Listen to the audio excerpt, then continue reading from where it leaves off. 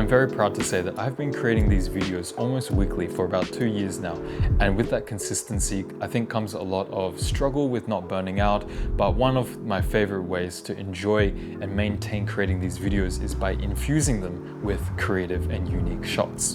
And so in today's video, I want to share 3 different tools that help me create these unique shots. Let's get into it.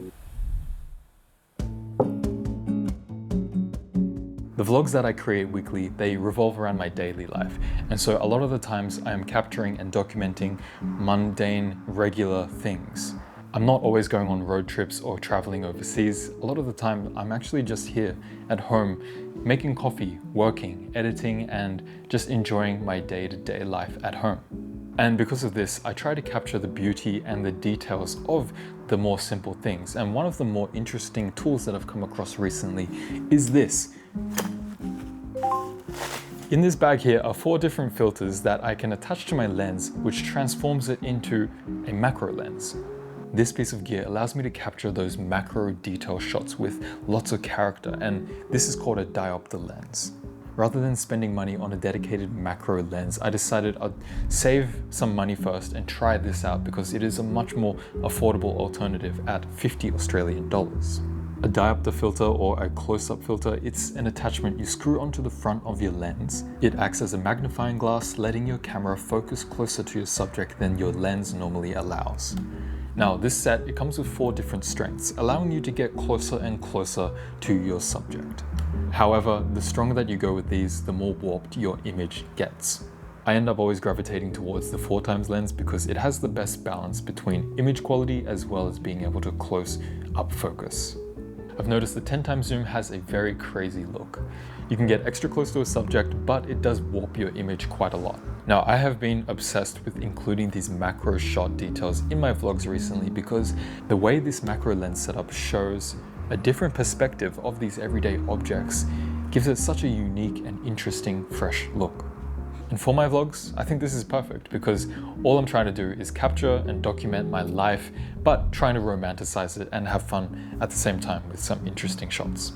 Now, at $50, there are definitely downsides to this filter set. Unfortunately, I cannot rely on the autofocus of my camera when I have this attached to my lens. Most of the time, my camera, it's on a tripod when I'm shooting these macro shots anyway, so not a big deal, but there is definitely a difference between a proper macro lens and this setup. And also, I don't know if it's just my set in particular, but this 1x filter, the glass is loose from the actual thread, so this just seems really bad. With all of this said, for $50, I really cannot complain about the product. I think they gave me a real nice insight into macro videography and how I can implement that into my actual videos. So I'm definitely more inclined into purchasing a proper macro lens now. But if you're on the fence and you're unsure if you're actually going to use that kind of style, I'd highly recommend this.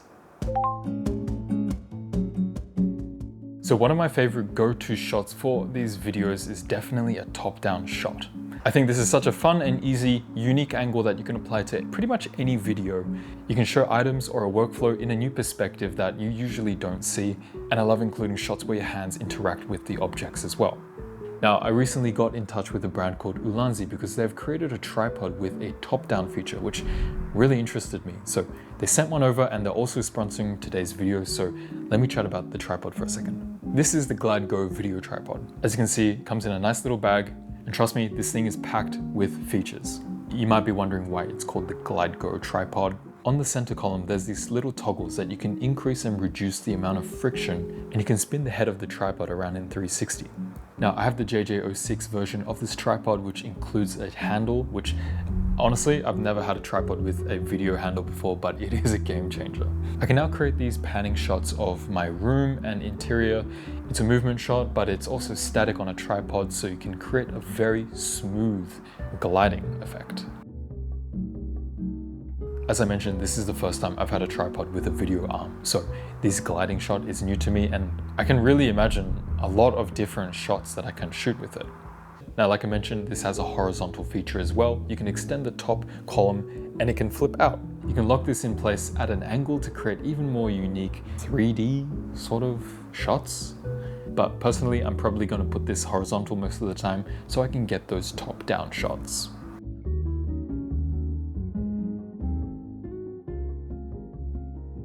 Now this tripod is also super tall. It goes to 1.87 meters, which is kind of cool. So I'm sure you can get top-down shots on any surface. However, I do recommend if you're keeping this tall, there's a hook on the center column, which I'd recommend putting something weighted, perhaps a bag, just so your tripod doesn't flip over. And when you're doing this, it's tool-free, so you're not gonna have to worry about losing parts or any fiddly bits. This tripod is packed with features. One of my favorites is the quick release plate. Ulanzi's F38 quick release plates, you can simply slide it in and secure your camera in seconds.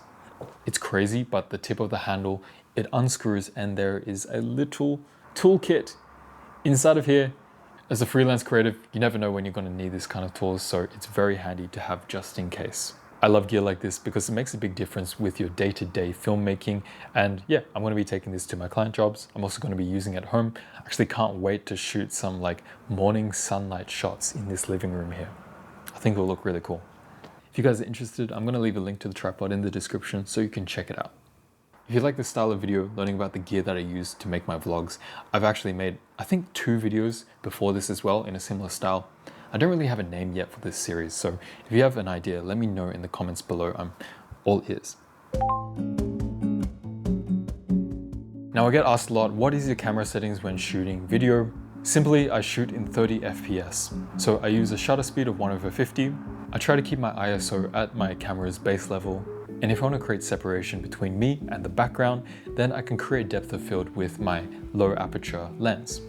Now the problem here is keeping those settings while shooting in daylight is actually quite difficult because it's a little bit too bright. So you need sunnies for your lens. This is called a neutral density filter.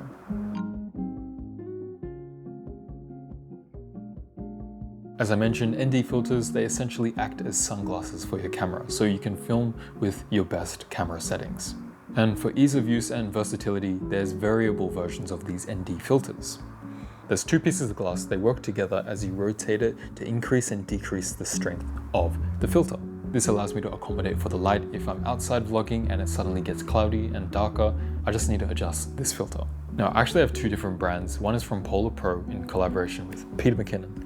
The other one is from Nissi, and I just picked this up the other day. I think these are both great options, but when you're looking at the price, you might be a little bit surprised. Look, the way that I see it is that anything that separates your subject from your camera sensor is going to affect your image quality. Now, if you have a good lens and you put a cheap filter in front of it, you're probably going to reduce the quality of your image. So I think it is smart to invest into a good quality filter too.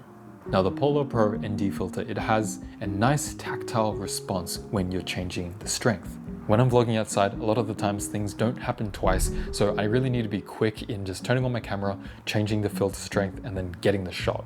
With this tactile response, I can actually tell when I'm stopping 1 or 2 stops down. On the contrary, the new filter that I bought from Nissi, it doesn't have this tactile feeling. However, it has a system called the Swift system, which essentially allows you to attach filters on top of your ND filter. This is extremely versatile and it is something that I'm actually just trying out now. I currently have a 1/4 strength diffusion filter on my lens as well, which you can just, again, pop on and off. It might be very handy. There's a wide range of supporting filters that you can get for this, so you can really customize your look.